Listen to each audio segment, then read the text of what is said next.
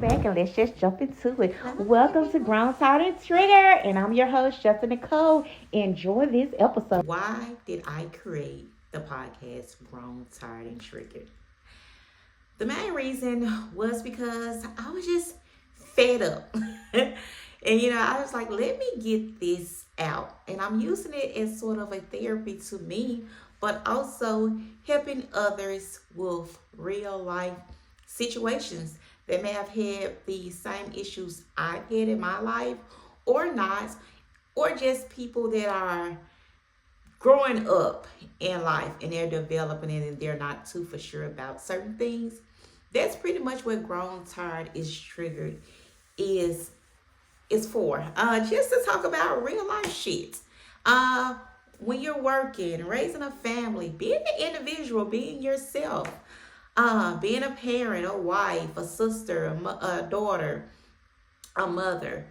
It's just so many things that are going on in life that we just don't have a foundation just to start off from. So just having a different person's perspective, whether it's right, I'm not going to say wrong, but being from somebody else's viewpoint about life. I don't know everything, but I have been through a lot of stuff. And it's not all bad. It's good things. It's a combination because that's what life is all about. And I think one of the things from growing up and experiencing life over the last almost 4 decades, I had something to say. And I want to say it, and I'm going to say it. And I'm going to put it out there. So basically, Grown, Tired, and Triggered is my platform that I will be on bi-monthly, and just talking about life. Life happens. And I think one of the things that we should, as human beings, growing up, whether you have children or not, even for yourself, just starting out as an individual, as yourself, as you have to understand that in life is certain things you have to do. You're going to have to do stuff that you want to do that you don't want to do. There are rules to follow. And that's just part of life. And I think one of the things that I'm seeing a lot of is people are assuming they don't have to work to maintain the lifestyle that they want to live, or young adults transitioning to growing up. They think that their parent is just still supposed to give them the lifestyle that they're building for themselves. Okay, so that's one of the things I really just think, that when you are raising children and you are deciding to bring life into this world, we're setting those clear expectations there from 0 to 10, life is going to be this way. From 10 to 20, life is going to be this way. And from 20 to 30, life will be this way. And so on, where you're going to know have these things to expectations. But when you get to a certain age, then you're going to have to develop your own life, your own experiences. What do you want out of that? Because you're going to have to become self-sufficient. And I think that's one of the things that we are missing in life, is letting everyone know that yes, you have to be self-sufficient in life. Whatever you want to do, that you have to be able to go out and get it and do it.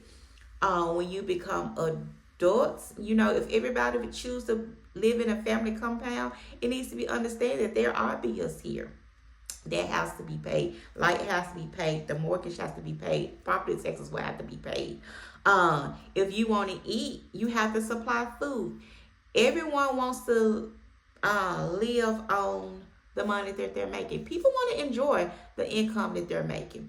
So once their kids are up and being able to be self-sufficient, then yes, they are supposed to go up and supply their own needs. You have to, your own needs, your own wants. So you should have funds enough to cover that. Because if you're still living in a home and your parents are covering the mortgage still, or their home is paid off, and you just have to take care of yourself, then yes, you have to be self-sufficient to take care of yourself. So that's one of the things that I see a lot happening in the world. Not even with just Gen Z, all age groups. Just in the news, it was this 39-year-old. he killed his mother because his mother was letting him know again that, you are 39, you had to move back home. What are you doing with your life? And those are valid points because you had to move back into your parents' space. Your parents got to a point that they are ready to relax, enjoy their own space in their home, enjoy their own resources and those different things. And Simone, on the married to medicine, she had every right to go off on her sons and her husband. And I feel her. I felt that. I've been there. Where you assume just because I make this amount of money that I'm supposed to let you live off of it. No. Those are clear expectations that she has been setting with them. You have to get a job. You have to pay your own rent. You have to pay for school. And yes, you can go to college for free. You got to put in the work to get it. You can get scholarships.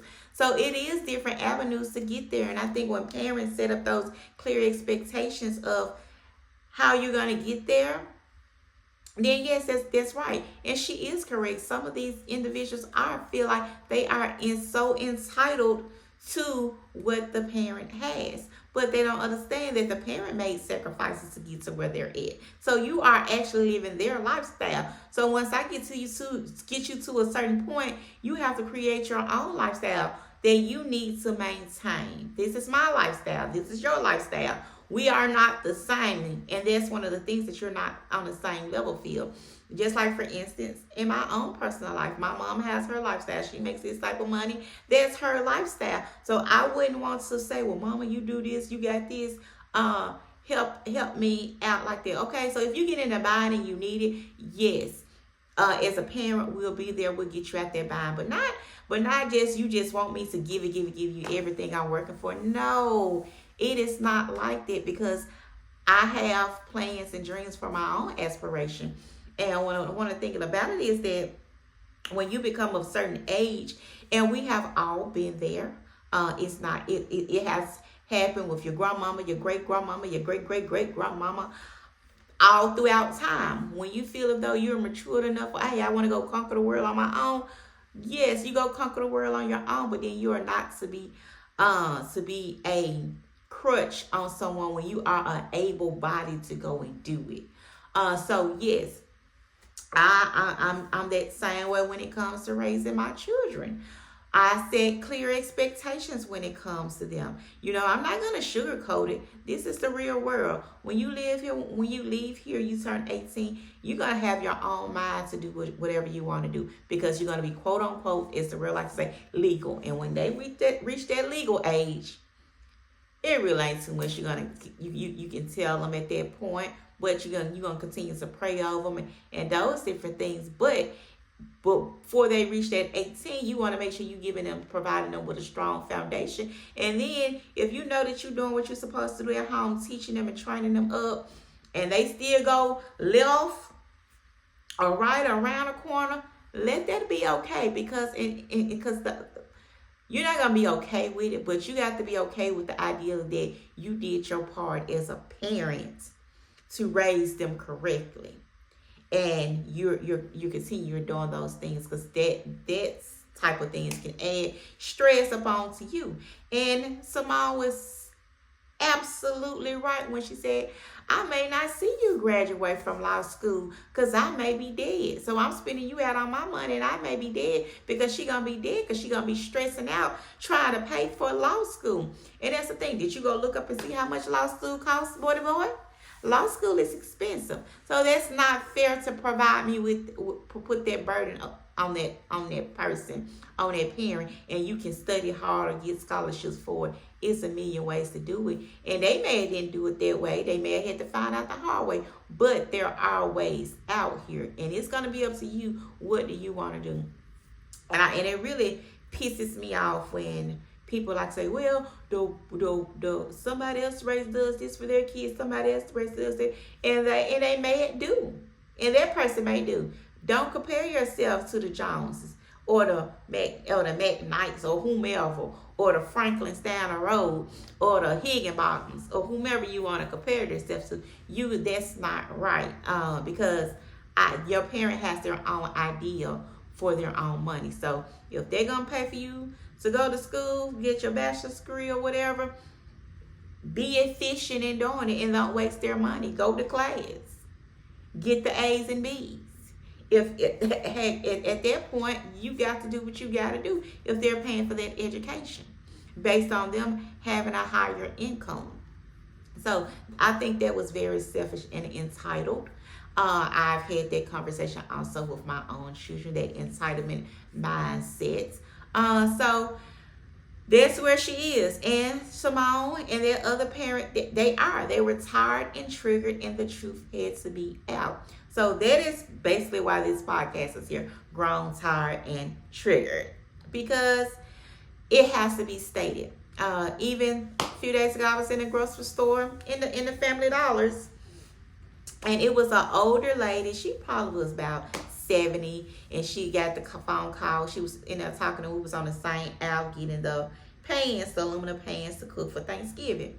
And she said, you know what? I had already made my plans for Thanksgiving, that I was going to go out to dinner with my little friends or whatever. And I was going to come back home, drink my Coke, prop my feet up on my sofa, on the sofa and watch TV. And she said, my kids called me about 2-3 days ago talking about they want to come home for dinner, Thanksgiving dinner. She said, I'm too old for this. She said they got good jobs. They could have fixed dinner and invited me over. She's like, I don't want to spend my money on buying all these groceries to feed them. And she's correct. She had already made plans. She had already budgeted her money. She knew where her money was going. So don't wait till the very last minute to say, oh, mama, we're going to show up for Thanksgiving. We want you to cook this. Dressing costs money. Turkey costs money. Ham costs money. Sugar costs money. Butter costs money. Pans costs money. Flour costs money.